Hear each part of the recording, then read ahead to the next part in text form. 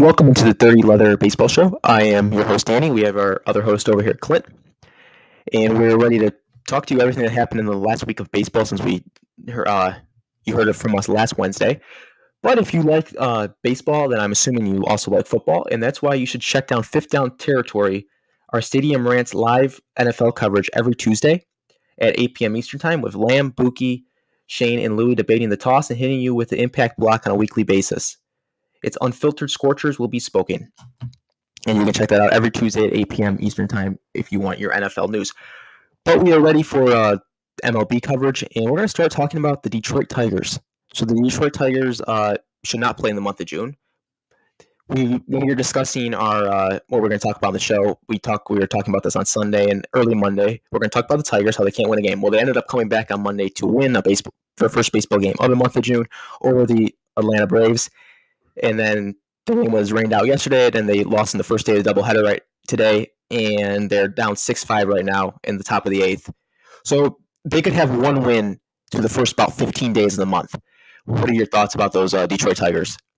Kind of ruined our headline we were talking about 2-3 days ago. I had them down as Tigers winless in June, and then we were going to proceed to talk about Eduardo Rodriguez and his ERA success in spite of that, but kind of spoiled it with the one win against my Braves. But that, I think you and I joked Sunday that was probably going to happen. They'd squeak one out of it to ruin the headline.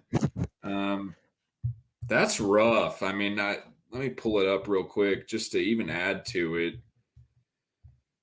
Currently, I think it's good for perspective to just kind of look at where they stand in the AL Central when you really think about this. I've got them down as 1-10 in June, and that is considering the first game of the doubleheader today that they lost.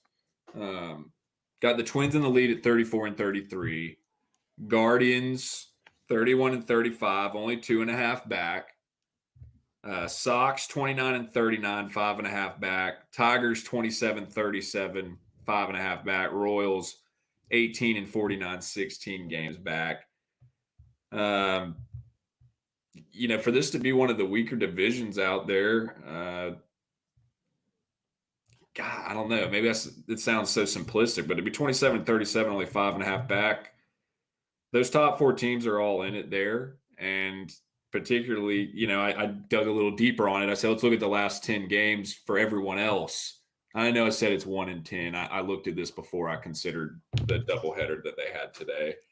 Had the Twins at 4-6, Guardians at 6-4, White Sox at 6-4, Tigers at 1-9, Royals at 1-9. So really, for them to only be 5.5 back, and this last 10, their 1-9s matched by a couple 6-4s ahead of them, really couldn't have been worse timed for them. Because it's kind of when we started talking, you were the first one that brought up this topic idea Sunday, and I kind of had to dig into it. And my first thought was just like they were an irrelevant team. I mean, I know it sounds lame to say, oh, well, if you tossed out the last 10 days, that's like, considering we're, 65 or so games into the season, that's about like saying, oh, if I'd have putted great today, I would have shot well. I get that. But you take that away, they're really not an irrelevant team. So that was the most surprising aspect of it to me when I dug into it. Not to get rolling here too much, but I like to always mention the payrolls. I mean, hell, you got the Twins at $154 million. That's 17th in the league, so roughly about average. Your Guardians, $90 million. That's 26th. The White Sox, $184 million. That's 12th. The Tigers, $125 million, 19th. The Royals, $95 million, 23rd. So not a big spending division. But when you look at it, that lines up about right, I'd say. I don't know. I mean, I guess for them to be the third biggest spender in the division and for them to be sitting there at fourth place on a 1-10 run, they're not as irrelevant as I think they are before I started digging into it. I'm going to hush for a second and give you a chance to speak on it. But this is so random, but when I looked at it, I knew that Miggy is still playing. When I saw that Miguel Cabrera is 40 years old and still rolling, I was like, He's like that guy for me that I have that feeling at this point that I'm like, he's going to play till he's like 50 years old. I kind of wish that team would get a little bit of juice for him down the stretch. I know he's been there and done that. I'm not saying it in that tone, but just an older guy. I mean, I don't know. I knew he was still playing, but when I saw that today, I was like, man, he is still going. I guess having Pujols retire recently really made him feel like that vet at this point. And I had a couple of notes here just digging into it. I had that only 3 guys are remotely sniffing a 300 average, and they're not there. I said I don't know hardly any of these guys. And then did you have anything to say about Rodriguez, or did you want me to? Oh, yeah, I was just going to bring up that he does have still low ERA in baseball. I know he's been injured a little bit. He hasn't pitched since about around Memorial Day. But if you're the Tigers right now, when you talk about him, he could be one of the best trade pieces on the market for starting pitching. I know he's got an opt-out of his contract after this season, so I don't know if he's going to – if I were him, I'd opt in. He's going to be 31 years old. He'll be making about $18 million next year. He's got 3 more years left on that. But he's definitely somebody that the Tigers could float out there on the trade market, because obviously they could be sitting here in the Central right now. Like, what were they, like 5-6 games back? You said he's 31. It's interesting. I hadn't considered his age. Where does he fit into a potential win window for them? I mean, I said that they're not out of it, but it's like I said, I don't think you think of them as a contender either. I mean, just to add to your point, that's interesting. You said about him as potential trade deadline could be a hot name. I hadn't thought about it like that.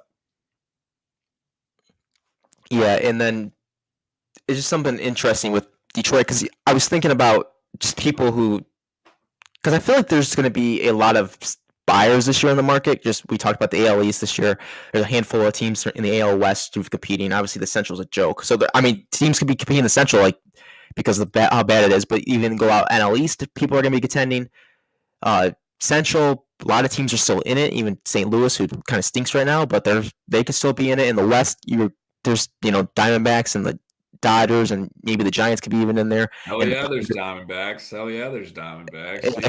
And the Padres. So there's going to be a lot more buyers this year, I think, than years past. So you just kind of look at starting pitching on the market. I mean, if you're one of these teams that are trying to get over the hump, I mean, Rodriguez could definitely be somebody to go after. I was thinking about Shane Bieber in Cleveland, about he could be an option out there. And I was looking around, and I was like, oh, Rodriguez could definitely be somebody that a team goes after in July here.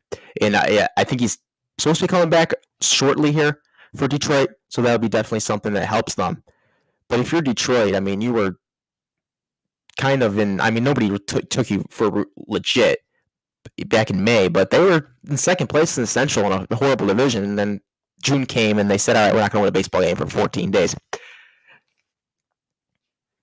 Hell, like I said, I mean, not to be repetitive, but before I started kind of looking into this segment, I didn't realize that as well. Yeah, Detroit sports, they're just that's a tough city to root for if you're a Detroit sports fan. But a city that's not difficult to root for is out in Los Angeles, and that's where we're going to head out, and we're going to talk about the Dodgers. So you brought this up, and I was very interested to hear your point on this, that the Dodgers bullpen woes. It feels a little silly initially to say woes as if I'm saying they're battered and bruised. They're sitting currently here at 14th. Actually, no, I lied. I have that down as 14th in the NL, actually. So, wow, incorrect. Sorry. This stat was just wild to me. I had right here in quote, considering LA's bullpen ERA and the National League rank over the past 7 years, this is where it's at. In 2016, they were first with a 3.35, and I won't repeat number overkill here. I'll just give for 2017, 3.38. 2018, they were fifth. That was their big awful year at 3.72. 2019, second. 2020, a 2.74. That's worth mentioning. That was first. 2021, second. 2022, first. 2023, 14th. They've gone from consistently that was the stat that might have jumped out at me the most today, was from 2016 to 2022. take away 1 year in which they were fit, they were no worse than second in the NL in terms of bullpen ERA. And I know it's a long season, but I mean, 14th, that's a lot of ground from about a worst to first mentality to make up. That one jumped out at me. I mean, I saw this other one. It said the Dodgers had won 118 straight when leading by at least 5 runs at any point until the other day when they lost to Cincinnati, blowing an 8-3 lead in the bullpen. It's just I only mentioned that really off random one just to add to the randomness of it, the oddity. Haven't seen it from them here. Like I said, I started digging back as far back really as 2016. To add to your point, you were talking about some trade deadline people. The Dodgers are a team that could be shopping for the bullpen at that time because, I just kept looking a little bit, just like kind of like where's the gap to be closed? Where's an area to get over the hump? Where are they not clicking? I had here Gratterall has been the boss at a 1.91 ERA right now, and I'm only speaking in terms of ERA. Kind of stick to that more times than not with the pitching, just to be a little more simple and me not be complete number overload. Evan Phillips at a 2.55 has also been what's needed after a breakout 2022 for him. But then I said on the flip side, okay, so we've said a couple of positives. Where is it ugly? Where has it been so ugly that you've gone from being first or second to falling down to 14th? I said on the flip side, that is flushed by guys like Phil Bickford, 7.33 ERA right now. Horrific. Alex Vesia, 6.61. Horrific. I said Yency Almonte hasn't given you anything either with a 6.33. Those are and I should have put down the inning total on them, but I can't confirm because I initially, you'll see some high ERA totals in the bullpen. Some guy that got lit up one day. These are guys with innings. We're only 65 or so games in, but for me to be sitting here and telling you 3 name-worthy guys in the 6 to 7 range, and I only had 2 positives.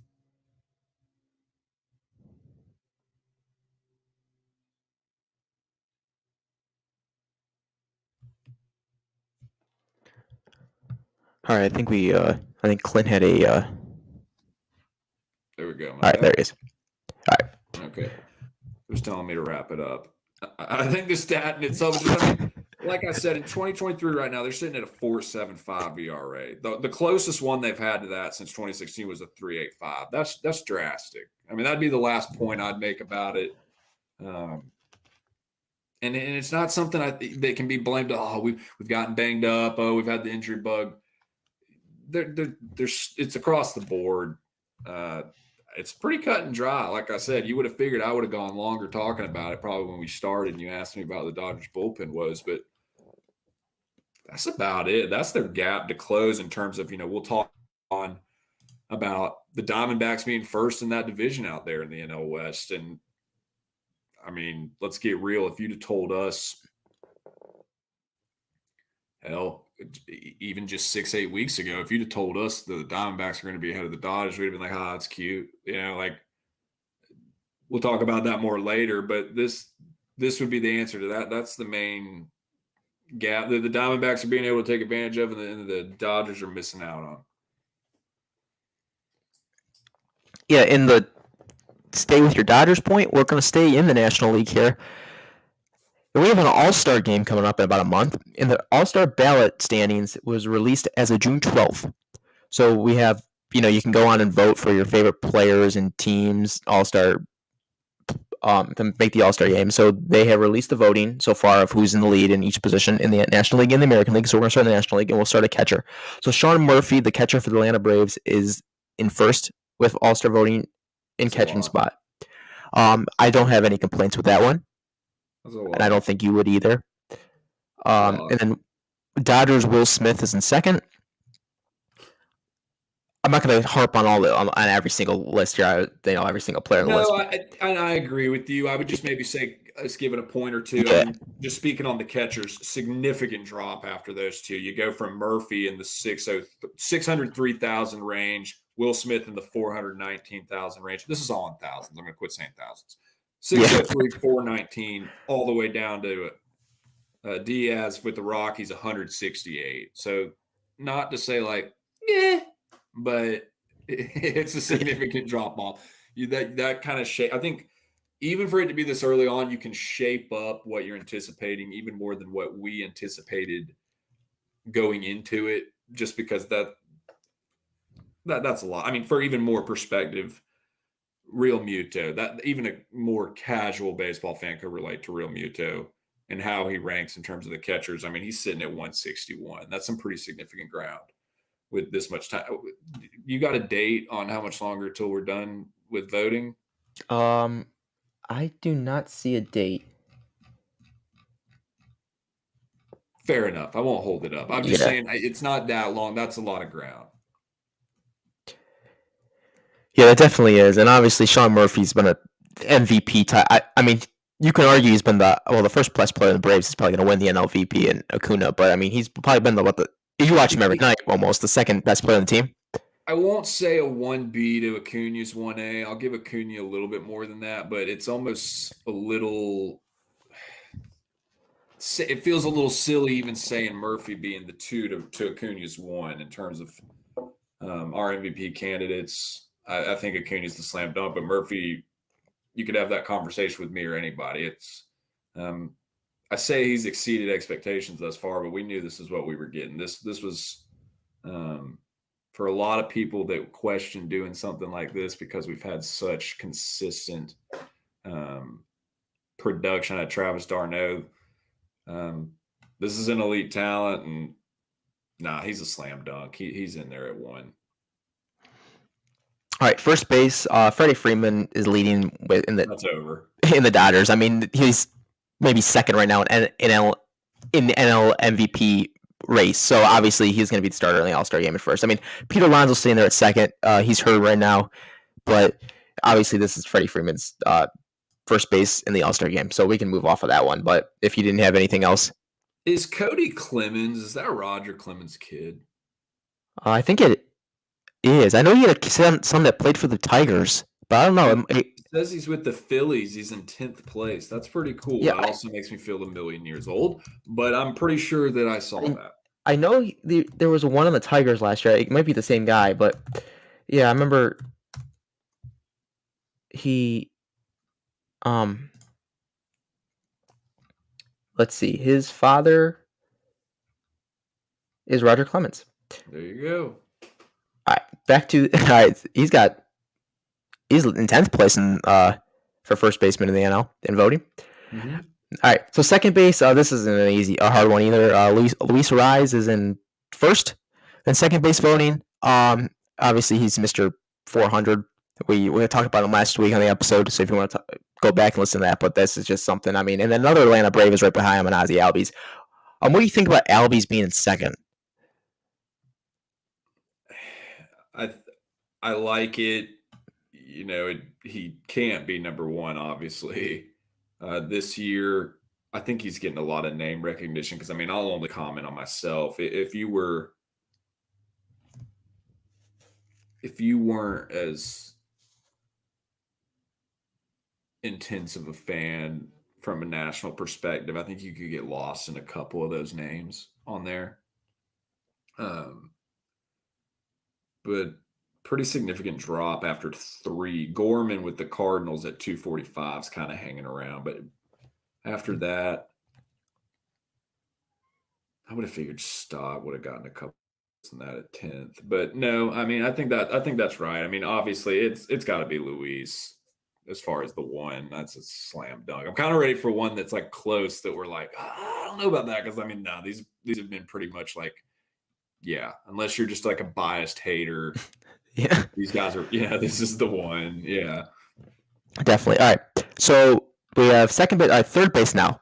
Nolan Arenado is in first with 410,000 votes, and then sitting there at second is another Atlanta Brave and Austin Riley at 368,000. We're talking about a Nolan Arenado who didn't have a great month of April, came back in May, but he's on the worst team actually in the NL. I can't believe I'm saying the St. Louis Cardinals are the worst team in the National League on June 14th, but that's where we're at right now. But Austin Riley, he's somebody that got off to a slow start, but then you called him out on the show, and now he's gotten pretty hot. I brought that heat. Yeah, I brought that heat, and he brought that heat back. Yeah. Yeah, it's big country down here in Georgia. Whatever. But I'm glad you mentioned that about Arenado, and I should have been a little more prepared, admittedly, for this in terms of just having some guys that I'm not quite as caught up on. Is that a situation if he's really playing that well, or is he getting name brand recognition? Because that's pretty tight. I mean, him at 410, Riley 368, Muncy 358, then a drop off. But I mean, those three that's probably the most tightest one. That's the only fight we've seen thus far in this discussion. Yeah, definitely with that one. If we want to keep going here, though, with Orlando Braves, we have shortstop Orlando Arcia is in first. But that's not what I'm going to talk about. I'm going to talk about who's in number 2. Francisco Lindor. We've brought this up last week, but Lindor, if you take everything in effect with his contract, with where he plays in New York, he might be the worst player in baseball this year.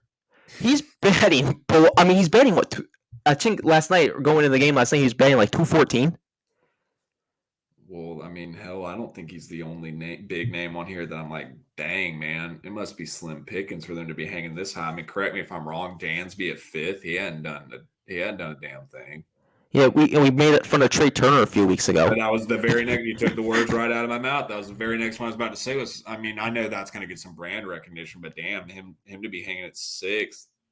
He's picked it up. I'm certain, but that shortstop one's a little wacky. But at the same time, it's what do I?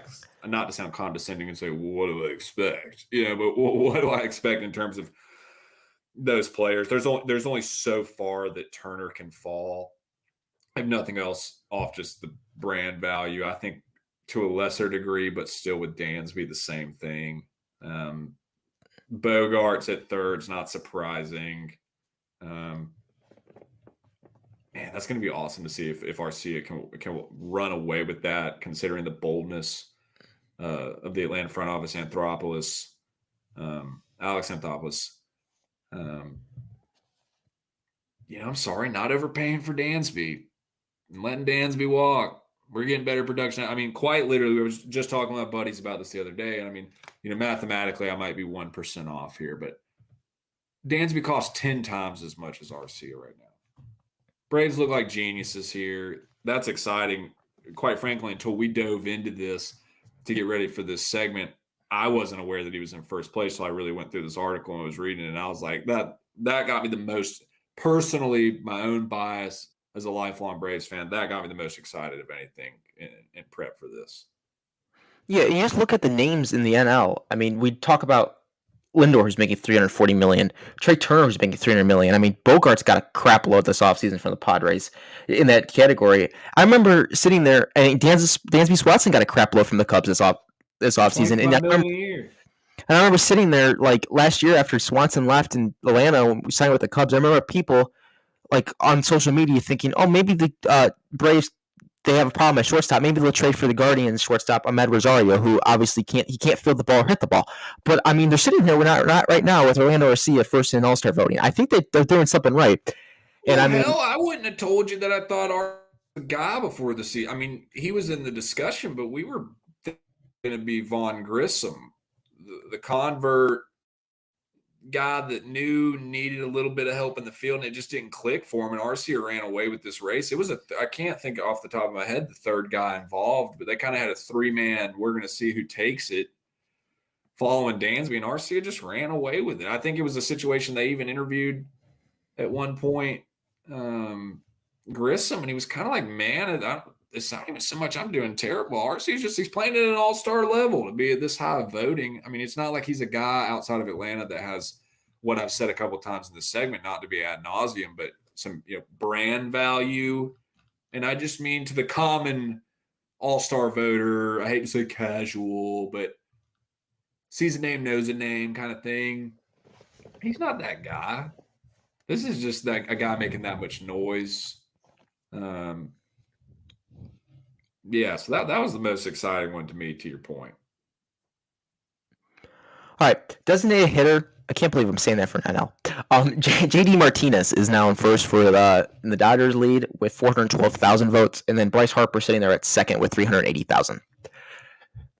I'd like to see a little more love to Soler there. I know I'm speaking on my guy, former World Series champion Jorge Soler in Miami, but I mean he's at fourth. I'm not knocking him, and I get it. I mean being behind Martinez, Harper, and Darno, and I don't have an exact number on the top of my head, but I mean Soler, he's mashing it, particularly power numbers right now. That was a name that jumped off at me. Was excited to see McCutchen in the 6 hole making a little bit of noise. Just a vet that's been in the news. I seen him getting his 2000th hit the other day. That's exciting. And Charlie Blackmon in the 10th hole hanging around. Him and his 57,000 votes. Yeah. All right. I'd like to see Soler. I'd be pulling for. I mean, I wouldn't like to see him get in over Darno, obviously. I'd like to see him make a little more noise there in the 4 hole. Yeah. Talking about the Braves, they just did beat the Tigers 6-5. 1-11. 1-11. More to our Tigers point here. All right, talking about again the Braves. Acuna is in first right now in the NL voting. I don't think we have to spend much time on that one. Mookie Betts is 1,086,000. That's the first milli I've seen on here. Yeah, it's just if you look at you're in the millions for Acuna, and then you hit the second with Mookie Betts, who has 660, who has 600, 700, somewhere around there, about 600,000, almost 700,000. 676 on Betts, and then held the third one, Gurriel 367. You're just like. Take away a third. That's absurd. All right, and this is what pissed me off on the list. Corbin Carroll at 200 in about 250,000 votes. He's almost what was like I don't have the votes in front of me, but it was somewhere around there. 232. 232. We're gonna get into the Diamondbacks later, but he's a top 5 NL MVP candidate right now. He's gonna win NL Rookie of the Year. I know he plays in Little Arizona over there, so they're probably not having many fans vote, and probably not many people watching him. But he's one of the best players in baseball. Just he hasn't even played 100 games yet, and he's 5th in voting in the for outfielders in the NL. I mean, I don't understand what it is at. I mean, well, and even more perspective to your grind your gears there. Okay, so he's got 232,000. Let's just get a little perspective here. Let's go to some other positions. Okay, so that puts him a little bit above Travis d'Arnaud. That puts him a little bit above Bogarts. That puts him around J.D. Davis. That puts him not even in the same ballpark as Albies. He's not even above a Matt Olson. It's funny you mentioned that. You're absolutely right, and that's your point. But I'd add to it: if there's anyone on here that you're like, you're getting robbed, buddy. That you're absolutely right. Yeah, I mean that much behind Soto. Has Soto picked it up and I missed it? You can tell me that I've missed it and I'll edit it. He's gotten a little better, but I think he's still in the 250s in batting average. Name brand a little bit there, but I mean, jeez, man. Yeah, that was ridiculous. I thought he'd be at least. I thought he'd be, and then Carroll in first and second, or Betts. I thought Betts would probably be number 2, but I thought he'd be at least top 3. I mean, and it's. Well, if you were thinking logically versus market-wise, what you expected, like to your point about he's probably not getting as much voters in Arizona versus Tatis, and I get it, it's Tatis. Hell, he's only 25,000 votes behind Carroll. I mean, that's excited. Michael Harris in the 7 hole. He's been picking it up recently in the last week or so. I'm excited about that. But I mean, no, some of these names that are even in sniffing distance with Carroll, you're like, this is the guy getting robbed on this list. You're absolutely right. I'm glad you mentioned that. Definitely. All right. So we can head over to the AL now. Catchers, Ellie Rutschman is in first place. Haim from the Rangers is in second, and then Salvador Perez, he is in third place for the Royals. The Royals have to send somebody to the All-Star game, so it's probably going to be him. But right now we have Rutschman. Obviously, Rutschman's been somebody that we know from Oregon State. He's been in the system with the Royals, finally gets called up here, and everything gets advertised. So do you have any issues with the AL catchers? Nah, it's a slam dunk. I think everything you said that would just be. All right, first baseman now. Vladimir Guerrero Jr. is in first place. Yandy from the Blue Jays. Yandy Diaz is in second from the Rays. I thought Yandy Diaz. Yandy Diaz is one of the best players in baseball all year. He should be in first. In this.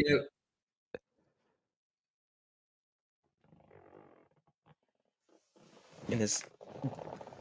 All right. I think we have a connection error.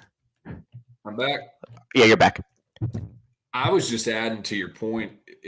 Vlad at 546, Diaz at 533, and I'm like you. Diaz needs to take that one over. He's losing some name brand to Vlad there, but that one's close. I like that. That's a little AL East battle. What else is new? We talk about that ad nauseum.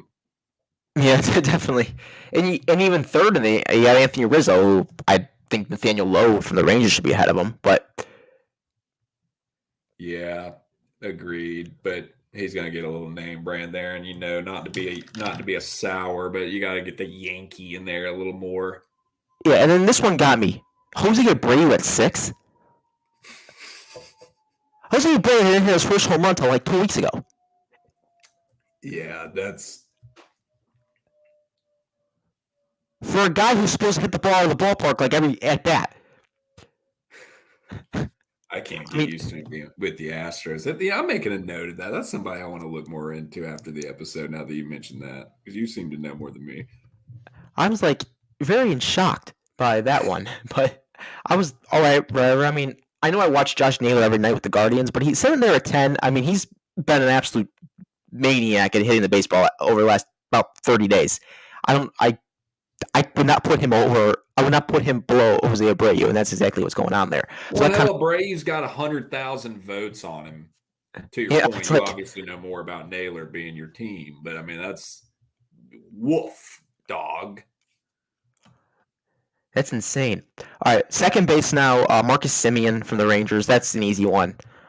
We can leave that at that. But again, we have name brand things. Jose Altuve sitting there at number 2, where the guy's hardly played this season, and he hasn't been productive. That was weak. I don't know with that one, but at least Marcus Semien's an MVP candidate, so obviously he stays at that's a good one. All right, third base, Matt Chapman from the Blue Jays is at number 1, and then Josh Jung from the Rangers is at 2. I think this is a pretty close voting race when I checked. Yeah, wow. You're absolutely right. Chapman at 475, Jung at 471. Whoa. And then third place, Devers, which, I'm more used to that. Yeah, then third, you got Devers. Fourth, Bregman. They're at 221 and 187. So, that's just a cliff. That's about your best one right there in terms of a 1-2. You're absolutely right. Yeah, that's going to be an interesting one to look at through Chapman and Jung. That's going to be something to keep down here. Some names like LeMahieu at 8, way down there. Jose Ramirez at 9, way down there. Bregman at 4, Rendon at 5. Yeah, it's kind of surprising that someone other than Bregman, Devers, or Ramirez is going to start at third base in the All-Star game. I feel like Chapman will get it. Yeah, I think so. We'll see Jung get it, but Chapman will get it. The further we go down, not to jump off on a tangent, the further we go down, the more you realize how absurd that Acuna number is. It's and we're going to get to it. Obviously, Ohtani is sniffing it, but nobody's even sniffing that million number. It's insane. 700's on a couple, but not to cut you off. I know you're going to transition to the shortstops, but the further you go down, it's like that was wow. Yeah, and to bring up Matt Chapman's teammate, we're going to head over to the shortstops, and Bo Bichette from the Blue Jays is in first, and he's killing Corey Seager right now. He's blowing him away by a wide margin. Corey Seager on the Rangers. I thought this one was interesting. Wander Franco's in third. I wouldn't be. Woof. Yeah, I get. To me, you got to at least put Franco ahead of Seager in the two. I can't have Franco all the way down there at 3. I mean, weren't we talking last episode about him in that MVP race? Yeah.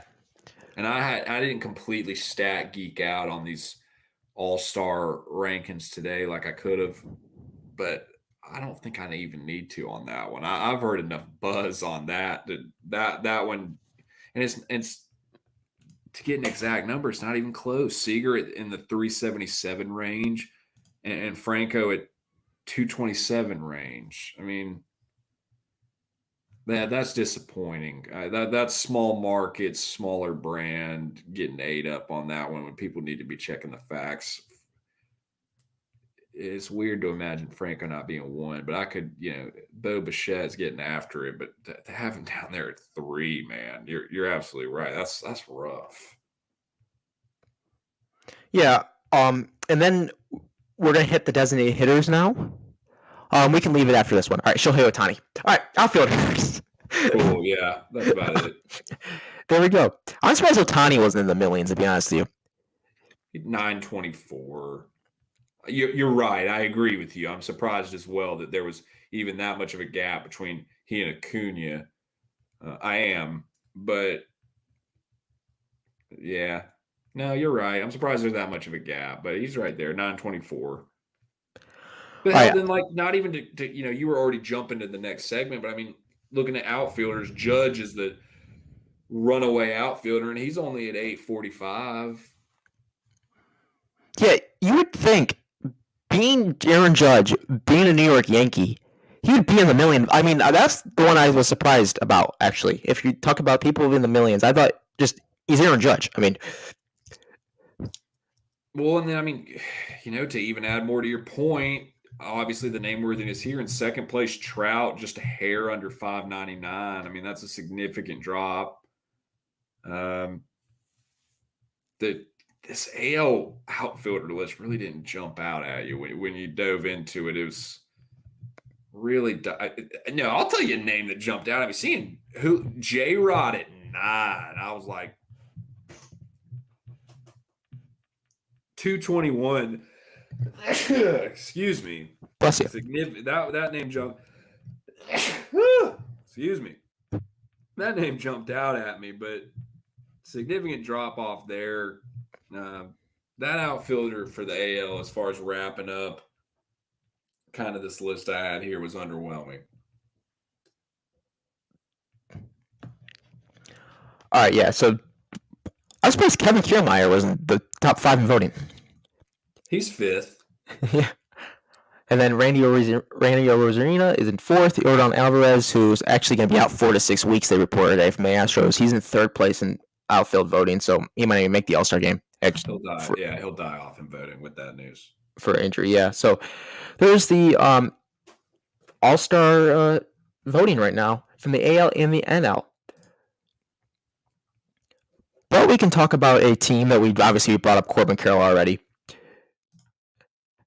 But we're going to talk about the Diamondbacks. The Diamondbacks are sitting in first place in the NL West, who probably should be like in 4th or 5th place when you just think about it. But they're sitting in first place, for over a team like the Dodgers and the Padres.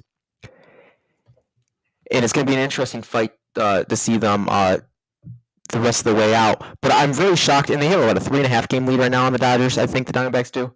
And we talked about Corbin Carroll, who's one of the best players of baseball. You're cutting out on me right now, Danny. Oh. You got me now? 1 second. Yeah, I think it's doing it right now. Sorry. I didn't hear anything that what you just said. I know you're talking about the Diamondbacks, and I heard you mention as far as how far back the Dodgers are. Yes. Yeah, I got it down here. NL West, Diamondbacks 41-26, Dodgers 38-29, 3 games back. And to even add more to that, the difference is the last 10. I mean, the Diamondbacks at 7-3, Dodgers at 4-6. That's the 3 games right there. That's been the surge here. Got to mention the payroll. Diamondbacks at 114 million. That's 21st in the league. Dodgers 228 million, 5th in the league. Unless you're a Dodgers fan, you're pulling for the Diamondbacks here. This is awesome. This is a team a little ahead of schedule.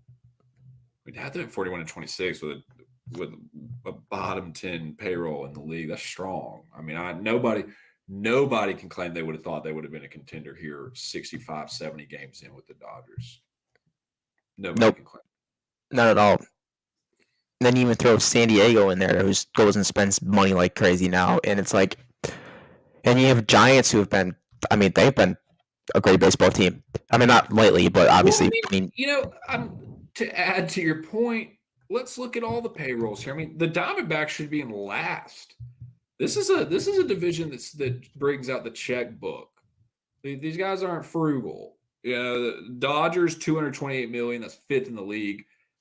Hell, 5th in the league feels low for the Dodgers with how I think it's been the last few years. Part of that's the surge by the Mets in spending, but the Giants 185 million, 11th in the league. Like, oh, let's not turn our nose up at 11th in the league. They're nearly in the top third. Padres 247 million, 3rd in the league. That's absolutely pathetic. I'm not going to go into that. The Rockies, I'm surprised to see the Rockies hanging at 14th in the league in spending. If you'd asked me before I really got to going in, on some of these segments, looking at payrolls, what do you figure you're getting from Colorado?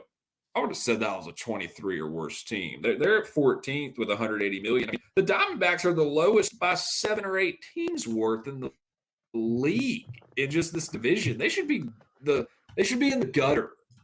And to be at 41-26, 3 games ahead of the Dodgers, 8.5 ahead of the Padres, to your point.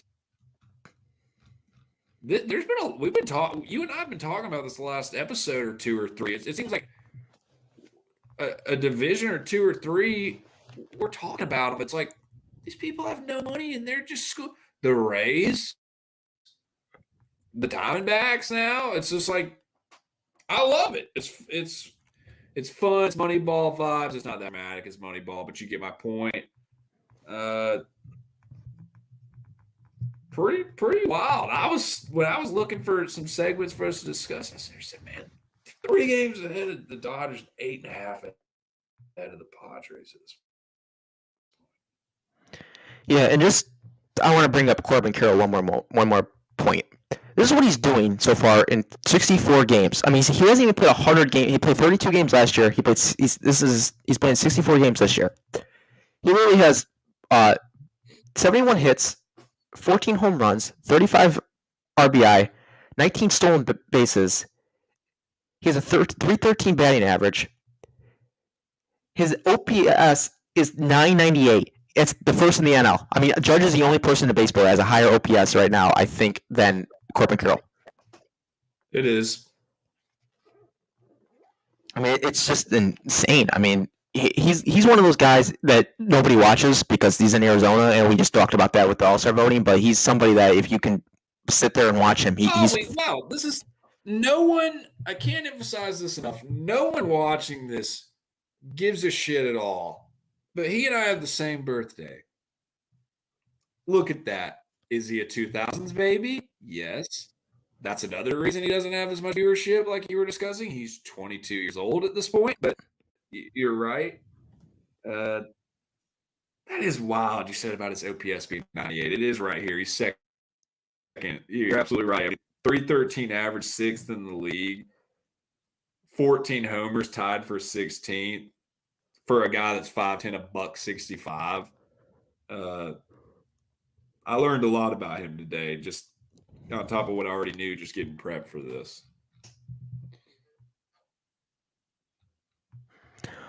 All right. We talked about a fun rookie in Corbin Carroll. Now let's talk about another one. Elly De La Cruz from the Cincinnati Reds. He just got called up last week. He's played about 8 games right now. But if you want to watch television, if you aren't interested in baseball, but you want to watch something fun, watch him. If he keeps this up, I mean, I don't know if he's going to turn into an all-star every single year. I don't know if he's going to be, one of the best players in baseball. But he plays just watching him in his first 8 games, he plays like his baseball is the last thing he's going to do in life. It's going to be his last game, and then he's going to die. It's what it feels like. He leaves everything out there on the line, and it's been nuts. I mean, his first home run, I think, was in the second game of his career. He sent it almost outside of Great American Ballpark, Cincinnati. He goes from first to third like it's his first. I thought it was his first, even more add to your point. You said it was that. You know what? You're actually right. Now these. Yeah, I think it was second. I think first game he hit a double. You're right. Now that you're correct. Yeah. I'm wrong. You're second right. game, I home run. I think he had a triple in that game too. Maybe in this one. No, I mean it was one of the games he had a triple. But he went from home plate to third in 10 seconds or something like that. It was incredible. Well, I'll give you the exact number, Danny. And it's funny you said 10 seconds. Fastest home to third time in Major League Baseball this year at 10.83 seconds. This dude's 6'5", covering that much ground. I almost geeked out hard enough for you to come in here with a correlation number. That was not used correctly, but we get the point. To a 40-yard dash, say in the NFL. But I didn't do it. But the first homer was 458 feet, for even more perspective. I was going to mention that as well, to your point. This dude's an athletic freak. He probably would win NL Rookie of the Year if he wasn't with Corbin Carroll. I mean, that's probably, what it is. But, yes, but I'm feeling more buzz in terms of the news, clickbait, and articles, ESPN. I'm hearing more news about Cruz. Yeah. The D-backs. So, I mean, you're right, but yeah. If Cruz would have been called up 3 weeks ago, he probably would have top 10 All-Star voting numbers right now, just the way he's been getting so much hype. I mean, he probably would be over at Corbin Carroll. He would be ahead of Carroll by a good bit. Going back to what we were discussing, how he's highway robbery. You're right. All right. Just to add to being an athletic freak before we go away from it, I had one more thing. Said on June 11th, Cruz ripped off the hardest throw by an infielder so far this season, 96.6 miles an hour. Imagine catching that gas with a first base. I would just go to the hospital right away to get my hand fixed. Jeez, man. I mean, that's insane. A cool 97, absolute gas. I mean, God, I am not desensitized to the fact that people are throwing harder and harder now. I still think in my mind of when we were kids, oh man, 96, absolute blazer, versus now it's they're throwing 101, not 97 across the diamond. That one needed to be mentioned in terms of him just being an athletic freak. And you keep mentioning the word athletic. Let's talk about the Oakland Athletics. The Oakland Athletics are actually the hottest team in baseball, and they've had 7 wins in a row. They just beat the Rays, who are the best team in baseball, twice now. But that's great. They have 19 wins now. Let's make fun of the Kansas City Royals because they're now the worst team in baseball. I think the Oakland A's. We know the Oakland A's are trying to actually lose baseball games. I didn't even think about it like that. We're talking about their win streak. I didn't even think about it like that. Yeah, they're gonna. You know what? I'm calling it now. They're gonna beat the Moneyball streak. 21 games. They're gonna beat that. They're gonna win out. And we're gonna win out. We're gonna see them 15 games back still. That starts happening. We're gonna get on here in the next week or two, and I'm just gonna be like, for a second, Danny, let's talk about the A's, man. You got it rolling right now. They're at 7. They got 7. 7's the number I had. Their longest losing streak of the year is 11, but they're at 7 win streak. They got for a team who's trying to lose. The players aren't, but the front office is. In a Royals team who's trying to win, And the Royals have 18 wins, and the Athletics have 19. And the Royals have been hiding behind the Athletics all year. Someone talked about the Royals because how bad the Athletics were. Now the Royals, guess what? We're gonna talk about you because you're pathetic. But we'll save that for a different week. The A's, though, they had a reverse boycott last night at their baseball game. So instead of their fans not coming to the game and boycotting it, they showed up. Over 27,000 of them came to yell things at the owner because obviously the team's going to be moving to Vegas here. They just got I believe the city of Nevada, the government agreed to a bill that would give them $380 million towards a stadium in Vegas yesterday. That was the same day the boycott happened at the game. So these fans came out. They were obviously saying to sell the team, everything like that you would expect from an angry group of fans whose team stinks because their ownership doesn't do anything, and a team that is going to be leaving soon. So it was neat to see. It was nice to see that ballpark. I think they average like 8,000 fans a night when they're not reverse boycotting. You're pretty close on the numbers. You mentioned 28,000 as far as the attendance. That was within a couple hundred. And you mentioned 8,000 is they average about 8,500. So they tripled in terms of last night. To add to your point, you were dead on about the $380 million in funding from the Nevada Senate. That vote got approved. I thought this was funny. In the South parking lot, fans lined up 3 hours before the game to grab one of 7,000 green Sell T-shirts provided by $39,000 in key donations produced by Oaklandish, a local clothing company. There was a taco truck and a DJ and tables set up for fans to make their own anti-Fisher signs. That's good camaraderie. I didn't know they hated me that bad there. I'm sorry, I didn't hear you. I was saying the anti-Fisher sign. I know they hated me that bad there.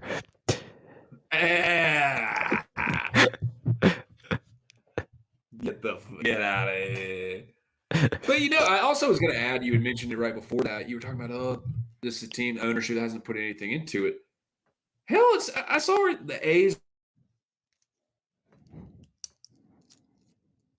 7 games before Fisher began stripping the team of its young stars, reducing payroll to the lowest in baseball and raising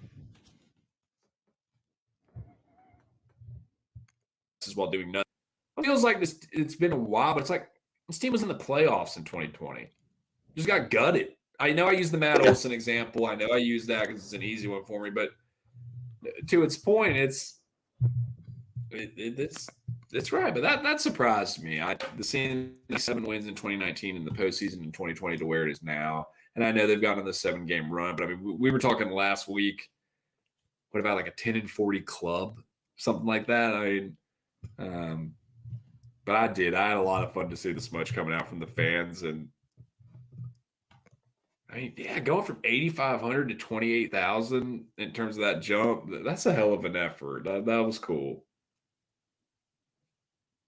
Yeah, that was pretty cool to see the ballpark deck, the fans in it. I mean, this ownership group has given nothing for this team to cheer about. I mean, I wouldn't show up to those games. And well, not to go back segments, but it's kind of like when we were talking about Cruz. That's so awesome for the Reds to have something to be excited about. That's one of the best things about his surge here. That's a team that hasn't felt a lot of commitment to winning. Hell, we say that they're 2.5 back in the NL Central. That's them versus the A's. The A's they're not winning anything. They're not in contention. But just to make a point of, it's exciting, if nothing else, for this A's team that we know they're on the way out of town. I mean, I had here the mayor making a comment about really rallying and still putting up a fight as far as Oakland. But I mean, we all know they're headed to Vegas. Yeah. Nothing else, something to be excited about.